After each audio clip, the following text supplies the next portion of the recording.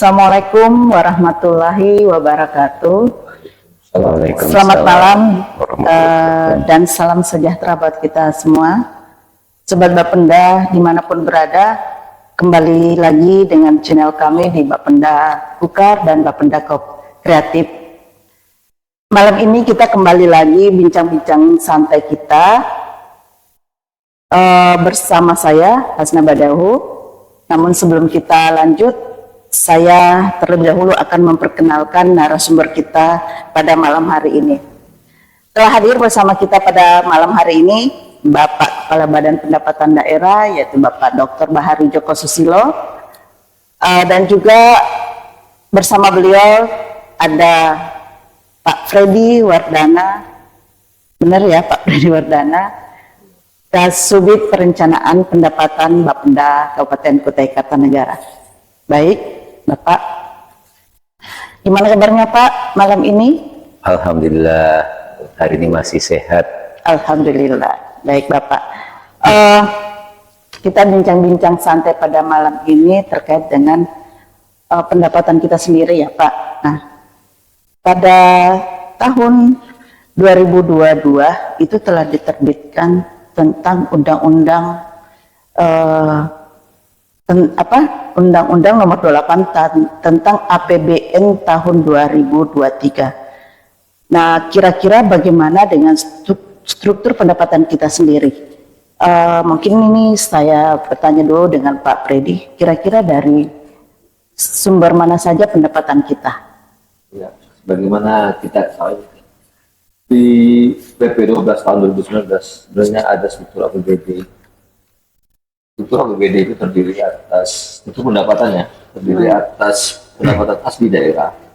Pendapatan asli daerah terdiri atas pajak daerah, retribusi daerah, hasil pengelolaan kaya daerah yang dipisahkan, dan layanan PAD yang sah. Kemudian ada namanya pendapatan transfer. Pendapatan transfer itu terdiri atas pendapatan transfer dari pemerintah pusat, yang isinya juga DBH, DAU, dan lain-lain.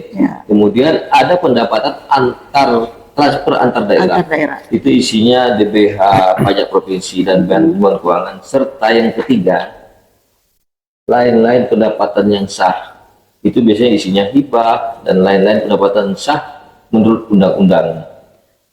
Jadi di struktur sendiri itu selain lain-lain PAD yang sah, juga ada lain-lain pendapatan yang sah ya, tapi dia masuk di transfer antar dana berdiri sendiri sebenarnya. Oh, dia berdiri sendiri. Oh, seperti itu. Terus kalau kita lihat dari sumber pendapatan kita itu kan ada dana transfer ya, dana transfer yang mungkin bagi Kukar sendiri itu lumayan besar gitu. Nah, pada APBD perubahan sendiri itu salah satunya yang menjadi sumber pendapatan kita itu berasal dari dana kurang bayar tahun 2022. Yang sebagaimana sudah diatur dalam PMK nomor 90 tahun 2023 tentang alokasi kurang bayar dan lebih bayar, dana transfer. Pak Kaban, apakah ini memang sudah diasumsikan atau diperhitungkan di dalam perubahan APBD kita, melihat dengan struktur APBD perubahan kita tadi itu adanya peningkatan dari APBD murni ke perubahan itu, sehingga total APBD kita itu kurang lebih 12 T. Kira-kira seperti apa Pak? Jadi begini, kalau kita mau berbicara terkait dengan APBD kita, harusnya kita runut dulu. Jadi kita bahas dulu sedikit terkait dengan APBD tahun 2023. Jadi di APBD 2023 kita tetapkan belanja kita sebesar sekitar 7,6 triliun ya, dengan struktur pendapatan kurang lebih sekitar 7,2 triliun. Nah, dari 7,2 triliun tadi sudah disampaikan yang ada mulai dari PAD, pendapatan transfer, dan pendapatan lain-lain, pendapatan daerah ya, lain-lain. Nah, dari pendapatan asli daerah sendiri itu kurang lebih sekitar 500 sampai 600-an ya, 500 sekian ya. Kemudian dari pendapatan transfer ya, transfer ada dua, transfer pusat dan transfer antar daerah. Nah, transfer antar daerahnya sendiri kurang lebih kalau nggak salah sekitar 600-an ya. 600-an, kemudian pendapatan transfer pemerintah pusat. Nah, ini terdiri dari dana bagi hasil yang paling besar. Itu kurang lebih porsinya sekitar 4,7 triliun. Ya, dari 4,7 triliun ini itu ada dana bagi hasil pajak dan dana bagi hasil bukan pajak. Kemudian dana perimbangan sendiri juga nanti terdiri dari DAU dan DAK, kemudian ada dana desa. Kebetulan kita nggak dapat yang namanya dana insentif fiskal. Kalau sekarang dulu dana insentif daerah. Nah, ketika kita mempunyai mendapatkan alokasi dana transfer terutama dari dana bagi hasil sekitar 4,7 ya, itu ternyata dalam perhitungan hasil audit BPK itu terakhir kemarin, terutama sekali dari Minerba, itu kita ternyata mendapatkan alokasi ya, atau hasil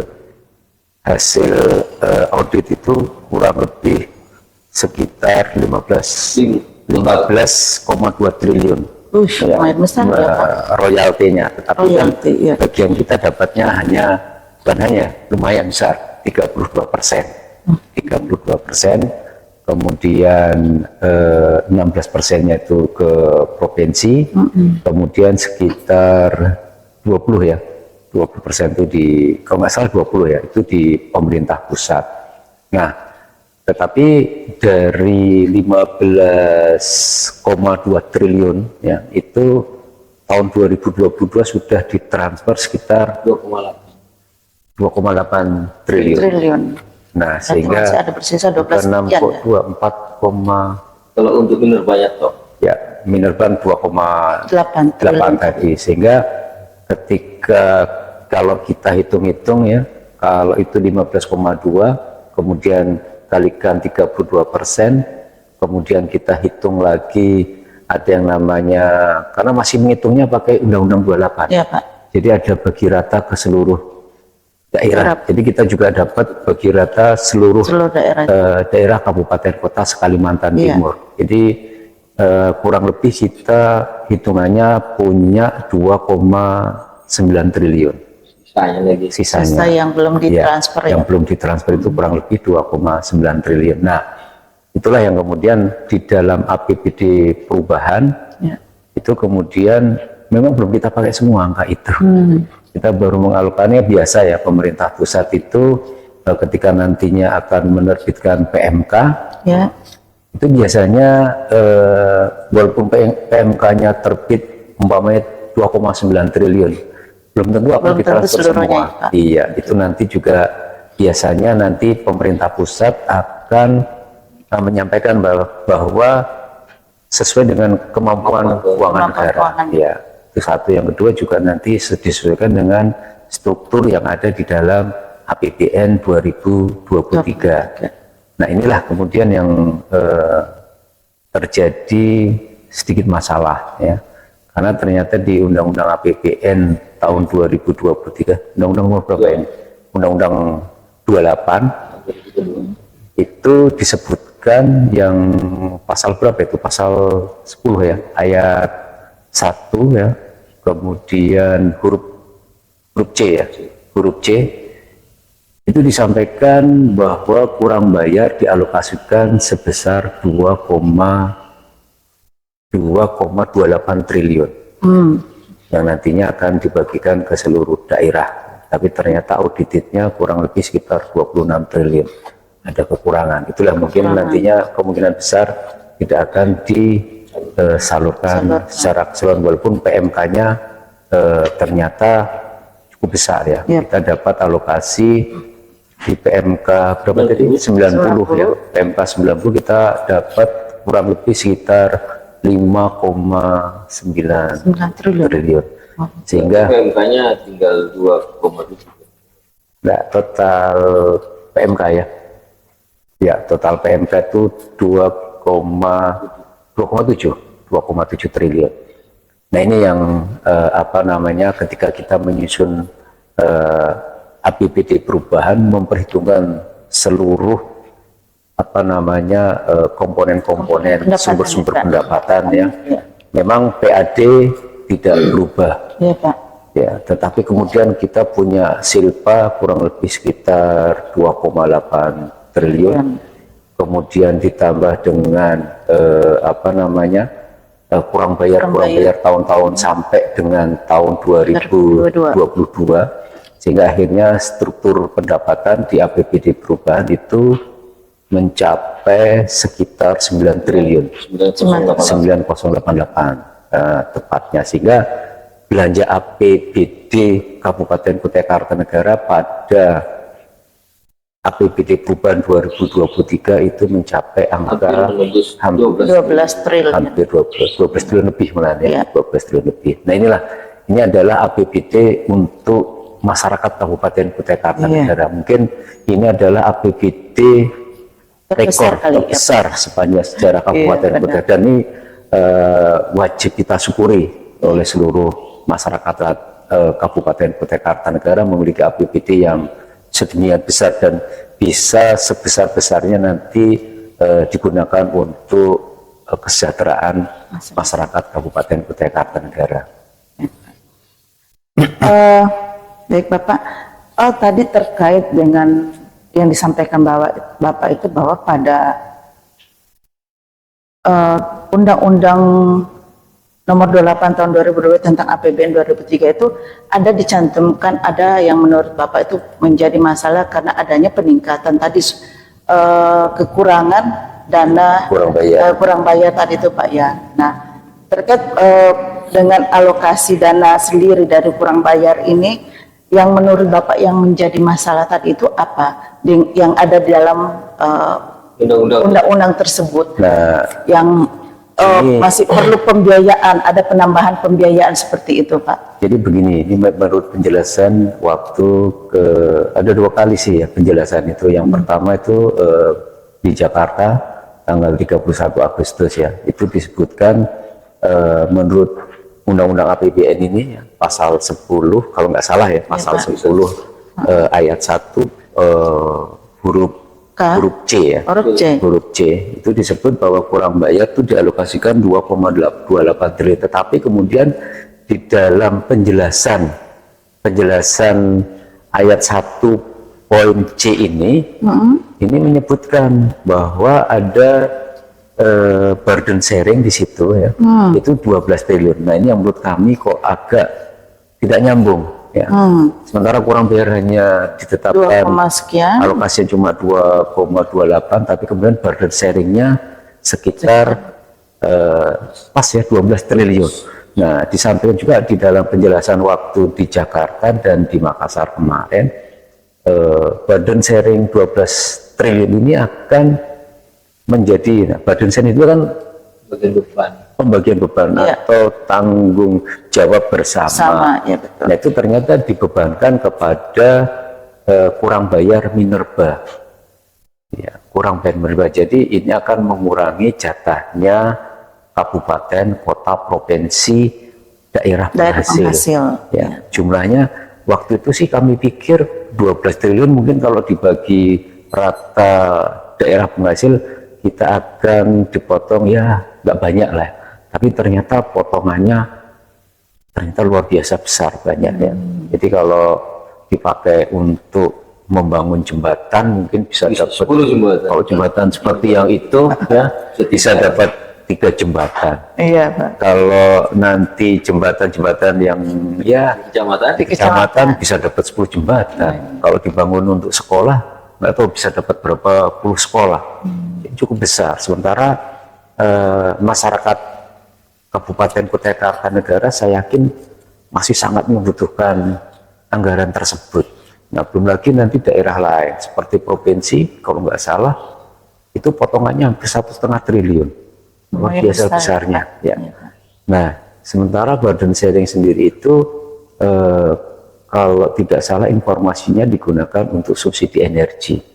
Jadi sebenarnya kita juga tidak menolak ya terkait dengan subsidi energi karena kita paham betul ya ketika kita bermasalah dengan apa namanya permasalahan energi ya, itu akhirnya juga masyarakat paling bawah nanti Iya, akan terkena yang imbas terdampak ya, Pak. Iya, terutama nanti biasanya akan ada tingkat pengangguran yang meningkat, kemudian tingkat kemiskinan yang meningkat, itu paham ya, Iya. yang seperti itu. Tapi yang kemarin justru kita juga agak kaget karena potongannya cukup besar, gitu loh. Kalau kemudian ini ditanggung oleh, karena daerah penghasil itu sebenarnya nggak banyak ya. Ternyata daerah penghasil itu hanya ada di Kalimantan ya, mungkin Kalimantan Selatan, Kalimantan Timur ya. Karena di Kaltara juga nggak ada, atau kalau ada pun sedikit. Ya. Dan punya ada di sebagian Sumatera. Mungkin. Itu nggak semua juga daerah penghasil. Kayak kita di Kalimantan Timur itu daerah penghasil mungkin hanya 3 ya, Kuting, Kukar. Berau, Kukar, atau mungkin ada Pasir. Yang lain itu ternyata penerima bagi rata Aceh. Oh, gitu. Ya. Jadi ketika ini dibebankan ke daerah penghasil saja, saya pikir ada agak dalam tanda kutip ya terlalu berat lah untuk kami ya, untuk daerah penghasil ini. Dan mudah-mudahan ini nanti juga didengar oleh pemerintah pusat ya, bahwa kalau potongan sedemikian besar ini akan apa namanya membebani ya ke masyarakat kita. Dan apalagi kalau kita lihat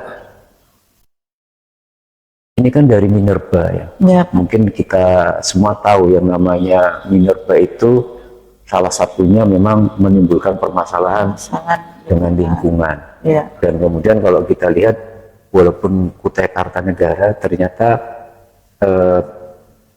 penghasil minerba itu hanya beberapa kecamatan, Ya. tidak semua kecamatan juga. Dan kemudian kerusakan lingkungan yang ditimbulkan juga kadang-kadang mau tidak mau nanti ditanggung oleh daerah kabupaten. Bagaimana nanti kabupaten kita ini, pemerintah kabupaten menyeimbangkan belanja, bagaimana nanti menekan resiko-resiko yang terkait dengan kerusakan lingkungan, ya.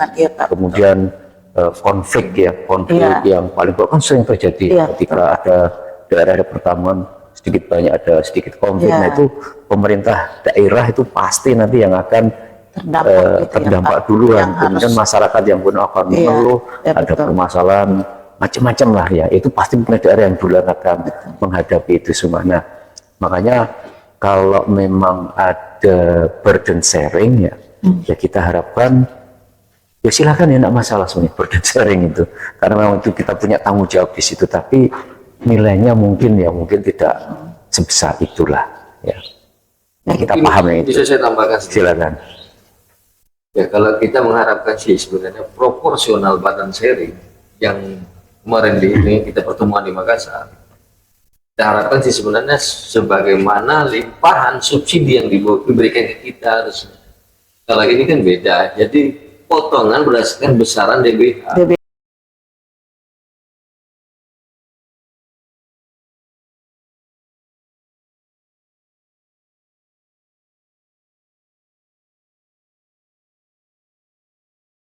Sementara kita juga perlu dana itu untuk membangun daerah. Membangun daerah. Salah satunya dampak-dampak dari sektor pertambangan. Sektor pertambangan kayak gitu ya. Kerusakan lingkungan seperti itu. Untuk dan juga diharapkan seperti itu nanti arah ke depan. Bagaimana pertemuan kita terdahulu kan? Itu ada kita nanti diarahkan agar kegiatan-kegiatan dari sisi minerba, pendapatan dari sisi minerba ada untuk kembali untuk perbaikan lingkungan yang ada dampak dari pengambilan minerba ya. Terkait dengan burden sharing ini Pak, ketika dilakukan pembahasan, kira-kira apa Pak yang melatar belakangnya sehingga munculnya burden sharing terkait dengan subsidi energi itu sendiri? Isu terkait dengan burden sharing untuk energi ini sebenarnya kami sini belum pernah tahu ya. Burden sharing sendiri ini ketika kami coba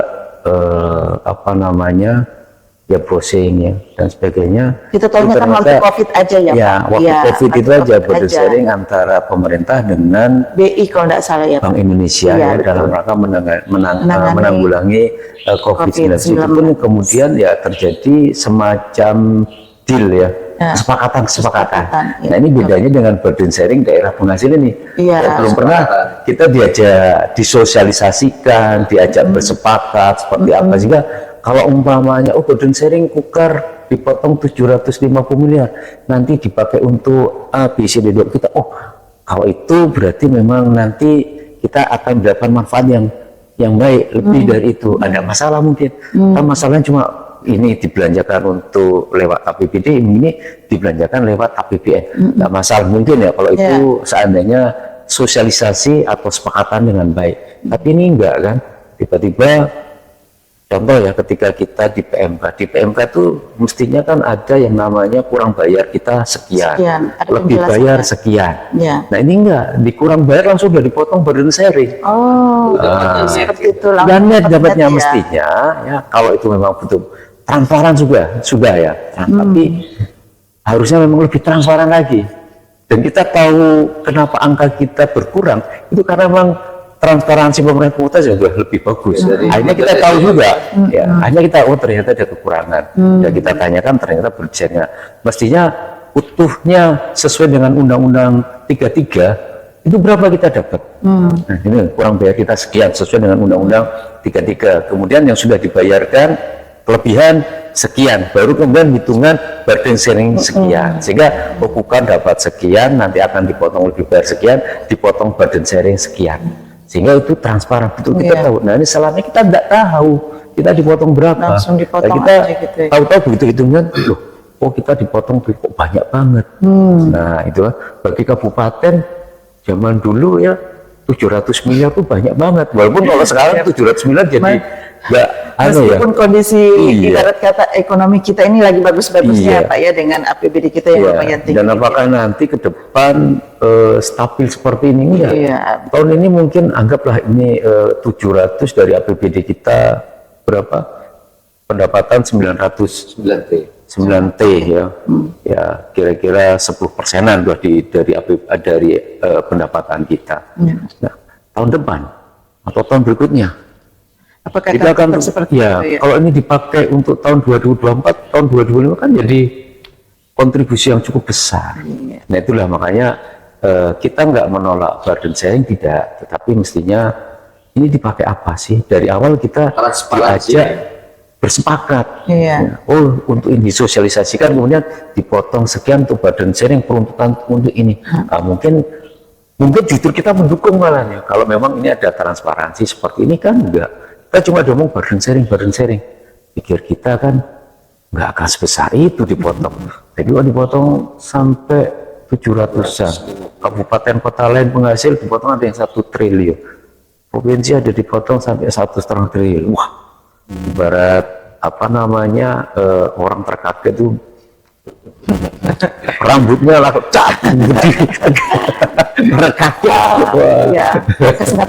iya. Sementara umpamanya kita dapat DAO ya, hitungan DAO kita secara celah fiskal hak kita itu harusnya kurang lebih sekitar 800 miliar, tapi kita nggak pernah dapat angka itu juga.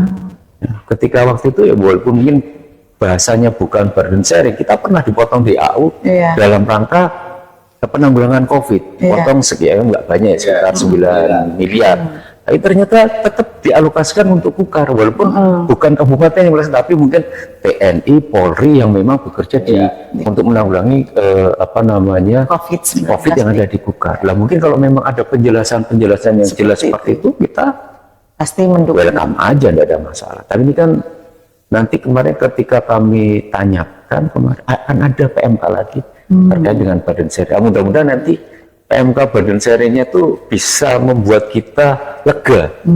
Oh ternyata memang sesuai. Jadi kalau enggak, waduh. Jadi kalau begitu Pak, hingga saat ini sebenarnya regulasi terkait khusus untuk burden sharing itu belum ada ya? Ini baru dicantumkan di Undang-Undang APBN. Itu pun adanya di penjelasan, bukan di batang tubuh. Artinya dia tuh masih dicantolkan di situ, tapi belum ada penjelasan secara rinci terkait dengan burden sharing subsidi energi ini sendiri, gitu ya Pak? Belum ada, karena menyebut bahwa burden sharing ini untuk energi aja itu kan baru pemberitahuan secara lisan. Oh ya. Ketika disampaikan kemarin di Makassar nggak disebut, tapi waktu di Jakarta disebut kurang lebih untuk energi. Oke lah kita welcome aja sebenarnya. Ya, cuman bahasa orang Kutai itu jangan segitu. Karena ini hak rakyat masyarakat Kukar gitu loh. Bukan kalau kami berbicara seperti ini kan cuma kasihan loh orang-orang Kukar yang baru punya satu jembatan seperti ini ya. Jembatan yang ada di Marangkayu itu banyak yang rusak, di Hulu tuh jembatannya masih belum ada malah ya, yang ada baru di daerah Tabang. Kemudian kita punya jalan yang harusnya jadi jalan negara tapi kabupaten yang harus bangun dan sebagainya. Jadi masih banyak kekurangan kita di dalam memberikan pemerataan pembangunan ke daerah. Belum lagi nanti jumlah sekolah yang layak, ya. Jumlah masyarakat kita yang mestinya mendapatkan hak-hak pendidikan tapi ternyata belum dapat. Dan ini juga kurang lebih kalau kita lihat Pak Bupati, Pak Wakil Bupati bagaimana mengupayakan kesehatan masyarakat. Nah ini kesempatan ketika punya pendapatan besar, tapi ternyata dapat kortingan. Ini yang jadi pemikiran kami ini di Bapenda. Ya mudah-mudahan suara kami nanti didengar lah ya dari pemerintah pusat, bahwa kita nggak menolak burden sharing, tapi kita perlu penjelasan. Kita juga perlu bahwa ini burden sharing itu apa. Jadi jangan sekonyong-konyong tiba-tiba ada satu arah dipotong seperti ini. Kalau memang nanti penjelasannya make sense ya, masuk akal mungkin gitu ya, tidak ada masalah ya. Jadi di sini sebenarnya lebih mencari transparansi terkait dengan pemotongan untuk burden sharing tadi ini ya Pak. Gitu. Baik, kalau gitu Pak, mekanismenya terkait dengan burden sharing ini sendiri kan tiba-tiba dipotong begitu saja ya. Maksudnya sebenarnya nggak tiba-tiba juga ya, karena ada di undang-undang, cuma kurang sosialisasi dan kurang penjelasan. Iya, kan itu kayak kita Kukar itu dipotong 700 sekian gitu. Nah, mekanisme pembagian maksudnya terkait dengan badan sharing ini begini, itu juga belum diatur ya Pak. Misalnya Kukar harus menyumbang sekitar ini. Dipotongkan PMK yang keluar kemarin itu menyebutkan hanya proporsional gitu. Nah, kalau ini kan terkait dengan bukan proporsional, kemarin malah seperti apa namanya itu kalau pajak progresif. Pajak gitu kalau lebih banyak lagi anunya. Ketika kita dapat misalnya KB-nya lebih banyak begitu Pak ya. Berarti presentasinya lebih besar gitu. Iya. Gitu ya. Karena masyarakat kita kan nggak besar, kita cuma punya berapa penduduk, kita cuma sekitar 700-an. Ini kayak semacam subsidi silang gitu kali ya Pak ya. Kemungkinan besar seperti itu. Karena daerah penghasil kita itu yang ada kita yang berkelebihan, sementara daerah yang lain yang tidak mempunyai penghasilan lebih tidak mampu untuk melakukan subsidi energi tadi, sehingga diadakan subsidi silang. Kita diharapkan eksternalisasi negatif. Menanggulangi eksternalisasi negatif terkait dampak dari pengambilan mineral tadi. Iya. Nah, ini yang sebenarnya memang ke depan ya kita masih membutuhkan anggaran-anggaran ini ya. Bahkan pemerintah pusat sendiri kan sekarang kalau nggak salah lagi merancang namanya dana abadi. Nah, walaupun mungkin kalau kita lihat saat ini kita juga begitu mendapatkan pendapatan yang demikian besar, kita juga agak repot membelanjakan. Tetapi mestinya memang di APBD atau di regulasi terkait dengan penyusunan APBD ya, pemerintah pusat mestinya juga mengatur bagaimana supaya mungkin ya yang diwacanakan ya seperti pembentukan dana abadi. Sehingga nantinya walaupun tidak digunakan di tahun ini, Pak, sekarang ini kan dana IDL kita besar banget ya, sekitar 4 triliunan. Kita juga diharapkan untuk belanja berkualitas. Berkualitas, kemudian juga nanti kalau nggak dibandingkan di 2004 atau di tahun 2005 anggaran ini kita bisa, karena belum tentu nanti ke depan kita dapat pendapatan kita dapat pendapatan yang besar dari minerba maupun migas ini kan karena memang kondisi makro global yang lagi seperti ini lagi bagus ya. Jadi daerah lain, negara lain lagi krisis, justru kita sekarang ini lagi menikmati durian dengan pohon-pohonnya ini. Nah, cuma kan ke depan kita belum tahu. Nah, sehingga kalau kemudian kita hari ini mungkin ya dalam tanda kutip sebenarnya berhemat ya di dalam membelanjakan ya. Nah, ke depan supaya nanti juga APBD kita lebih stabil. Ya, apalagi di tahun depan saya yakin tantangan kita di dalam pembangunan juga lebih berat, lebih besar. Tapi ya mudah-mudahan lah dengan kondisi yang semacam ini kita mampu ya mewujudkan visi misi RPJMD kita dalam rangka mewujudkan masyarakat Kabupaten Kutai Kartanegara yang sejahtera dan bahagia. Sudah diingatkan itu tadi. Sudah berapa kali Ini diingat ada ya, Pak? tambahan mungkin satu. Ya. Kita kan saat ini dominannya dari DBH. Ya. Bagaimana pemerintah daerah, khususnya kita di Bapenda, mentransformasikan dari DBH itu menjadi PAD, PAD. lebih menggali PAD. Ya. Itu tantangan kita sebenarnya, karena DBH unreliable ya, tidak bisa Ya, tidak bisa diperbaharui gitu. Iya. Jadi kalau tadi ini berbicara bahwa ini kita kan diambil dari kurang bayar dana transfer kita, Pak. Iya. Itu ada pengembalian ke nantinya, Pak? Maksudnya digantikan kembali kah, atau kita kayak semacam menghibah atau menyumbang atau seperti Ya, apa, itu Pak? sebenarnya